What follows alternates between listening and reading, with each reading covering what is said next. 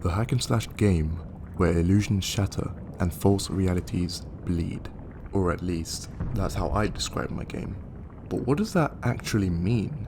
I mean, that's a really deep concept for a simple hack and slash game, right? We'll talk more about that later. But right now, let's focus on the surface level things. Let's start with the overview. So picture this. The universe in which Mark of Mastery is set consists of several different realms. Most of those realms are like Earth or alternate versions of Earth, with different species, cultures, and pretty normal on the surface level. But littered around these normal realms are sub-realms that are a little less normal. These realms are called battle realms. And trust me, we will circle back to this in a second. Sitting at the center of all these realms is a realm called the Master Realm, where, well, think of it like a central station or a hub that connects all the realms. A hub where anyone from anywhere can travel to freely. And what's more, it grants every one of its visitors the ability to travel to one other realm, any one of their choosing. But here's the thing, realm travel is very limited, meaning that once you make that choice of the realm that you want to travel to, you're stuck. From then until the time that you die, you'll only be able to travel to that realm, the Master Realm, and your birth realm. Eventually, this would lead most of the realm dwellers to become unhappy with only being able to travel to a certain amount of realms in their lifetime.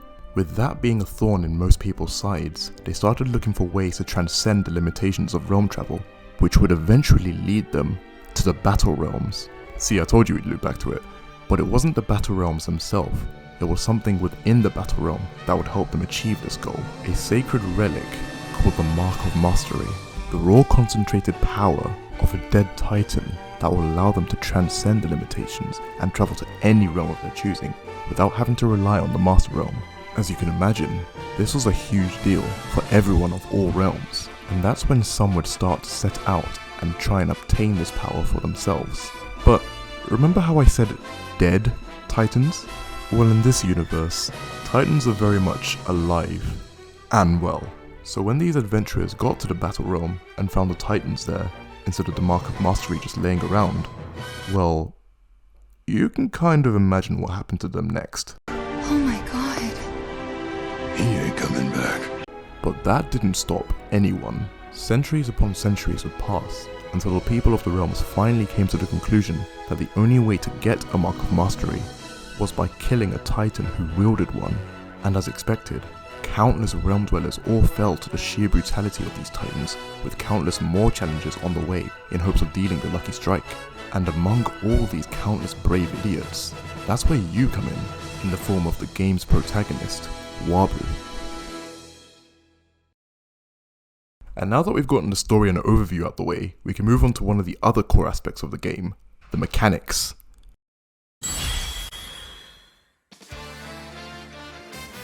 Like any other game, not just hack and slashes, you have your rules.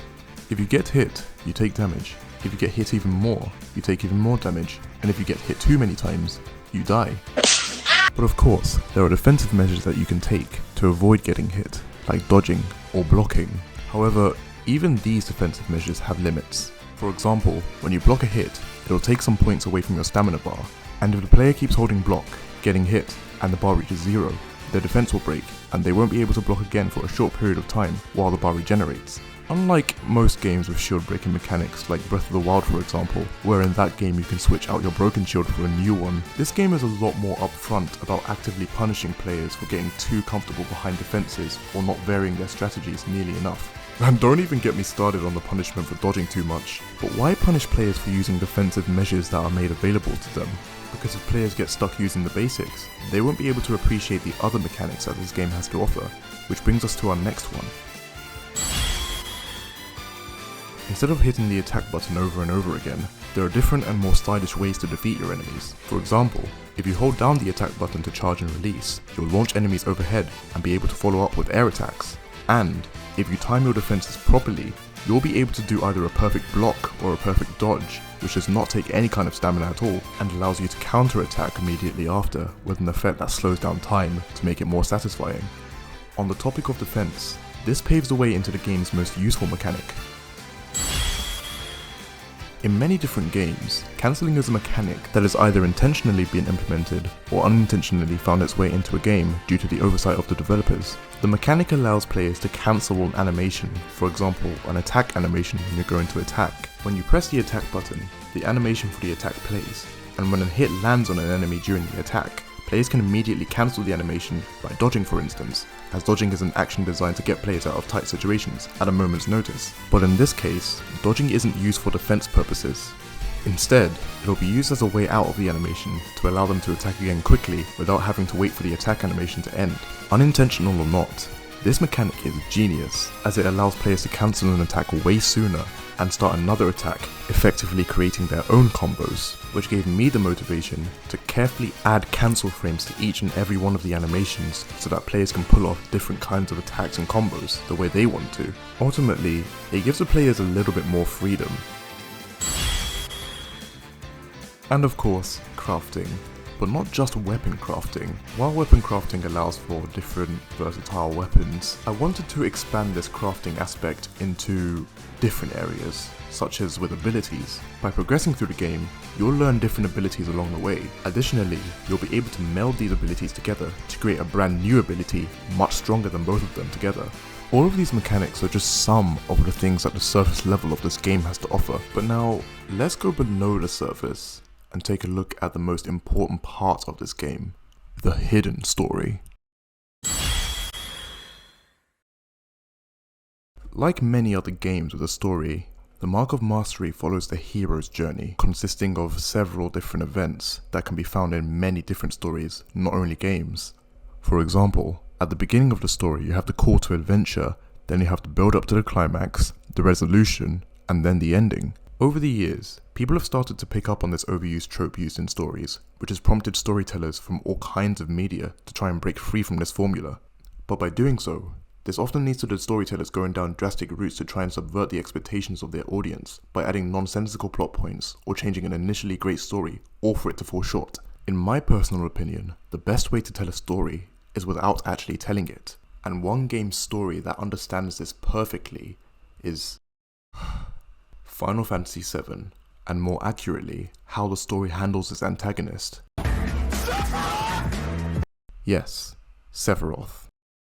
In the original game, we don't see Sephiroth at all until much more later in the game. Instead, we only hear his name a certain amount of times before we actually learn about him properly. Most notably, we hear about him from the young version of Cloud, the protagonist, who says he wants to be the best there is, just like Sephiroth. The narrative restraint in not explaining or introducing the character immediately allows for a natural build-up of anticipation, and by the time he's finally introduced, the narrative has enabled players to organically construct their perception of Sephiroth, enhancing the emotional impact of his presence in the story. And just like that, the game is telling you a story without actually telling it, and in the case of Mark of Mastery, it's telling you a story on the surface, while also telling you a story below the surface. As we already know, the story and the goal of the game is to beat the Titan and get the Mark of Mastery so you can travel to different realms. However, when you look a little bit closer, you can see that everything is not as simple as it seems. My goal with this game was to present it as a traditional hack and slash game, where after a short tutorial, you can jump in and start killing stuff. But that's the thing,